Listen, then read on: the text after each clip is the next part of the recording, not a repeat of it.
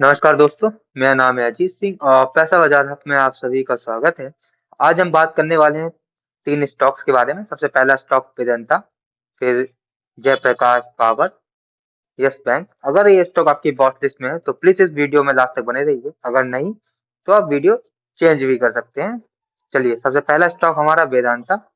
सबसे पहले बात करें स्ट्रॉन्ग रिटर्न्स की, तो पिछले 1 महीने में 20% का रिटर्न दिया है।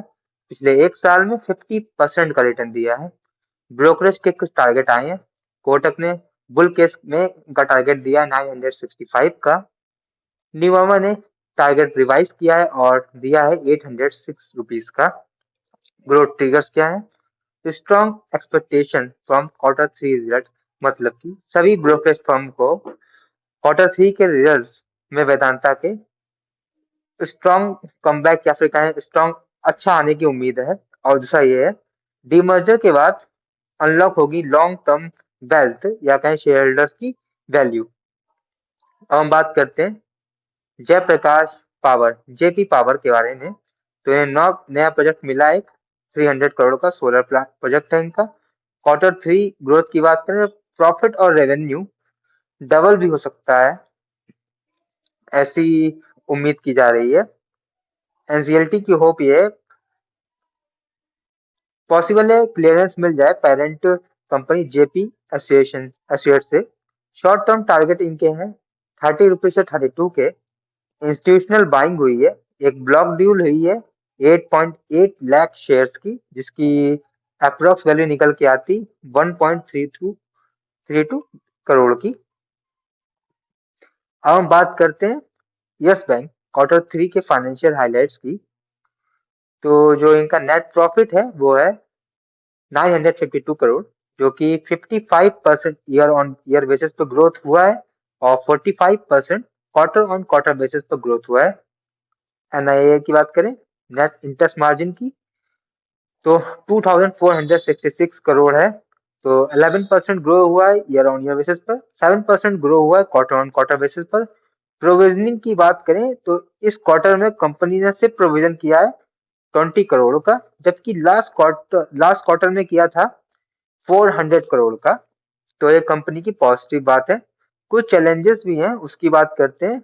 डिपॉजिट ग्रोथ इशू, मतलब एक स्ट्रक्चरल चैलेंज आया है कि अब लोग एफडी और से अच्छा म्यूचुअल फंड में निवेश करना पसंद करते हैं, जिसकी वजह से जो फिक्स डिपॉजिट होता है उसकी अमाउंट अब कम आने लगी है। तो कम बैंक के पास जब डिपॉजिट कम आएगा तो लोन भी कम देंगे। हाई एलडीआर, तो बैंक ऑपरेट कर रही है 95% से 110% एलडीआर पे। तो काफी अच्छी चीज है ये लिमिट, इससे ग्रोथ कंपनी कम हो जाती है। लेकिन रीजन की बात करें तो यही रीजन निकल करते एफडी से लोग म्यूचुअल फंड पर शिफ्ट हो रहे हैं निकल के। अब हम कुछ शेयर होल्डिंग ट्रेंड देख लेते हैं। म्यूचुअल फंड की बात करें तो इंक्रीज हुआ है और पहुंच गया है शेयर होल्डिंग पैटर्न में 3.66%। फॉरेन इंस्टीट्यूशन की बात करें तो इनकी होल्डिंग पहुंच गई है 46% के आसपास। रिटेल होल्डिंग की बात करें तो पहले हुआ करती थी 64 से 70%, जो कि अब गिर करके हो गई है 33%। अब हम कुछ कुछ वे ले लेते हैं। वेदांता मोमेंटम है, लेकिन डिमर्जर होगा, इससे थोड़ा शेयर होल्डर्स की वेल्थ अनलॉक होगी। जेपी पावर की बात करें, हाई रिस्क हाई रिवार्ड है, टर्नओवर पर बैठ है एक तरह से। यस बैंक की बात करें, प्रॉफिट इंप्रूव हो रहे हैं, डिपॉजिट की ग्रोथ थोड़ी सी वीक है और कहें थोड़ा सा रिस्की है। तो ये वीडियो सिर्फ और सिर्फ हमारी एजुकेशनल पर्पस के थी, कोई भी बाई सेल की रिकमेंडेशन नहीं है। कोई भी निवेश करने से पहले अपने वित्तीय सलाहकार से बात करें। अगर वीडियो पसंद आया तो लाइक करें, शेयर करें, सब्सक्राइब करें। अगर आप किसी स्टॉक सेक्टर या फिर म्यूचुअल फंड के बारे में जानना चाहते हैं तो उसका नाम हमें कमेंट सेक्शन में मेंशन कर सकते हैं, ताकि नेक्स्ट टाइम जब भी हमें मौका मिले तो हम उन टॉपिक्स पर बात कर सकें। धन्यवाद।